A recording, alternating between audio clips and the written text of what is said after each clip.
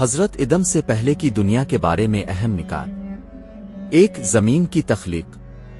قرآن مجید میں اللہ تعالیٰ فرماتا ہے کہ زمین و آسمان 6 دنوں میں پیدا کیے گئے، یعنی حضرت ادم کے آنے سے پہلے زمین، پہاڑ، دریا، سورج، چاند، ستارے اور باقی نظام کائنات موجود تھا۔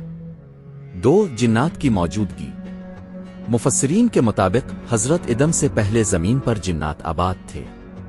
اللہ تعالیٰ نے انہیں زمین پر پیدا کیا تھا، لیکن انہوں نے زمین میں فساد، خونریزی اور سرکشی شروع کر دی تھی۔ اسی لیے اللہ نے فرشتوں کے سوال کے جواب میں فرمایا کہ میں زمین میں اپنا نائب، خلیفہ بنانے والا ہوں۔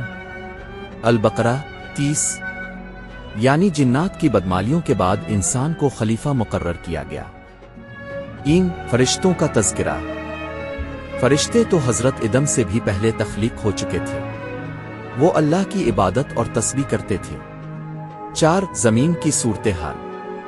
مفسرین کے مطابق ادم سے پہلے زمین پر جنگلات، پہاڑ، سمندر اور مختلف مخلوقات موجود تھیں۔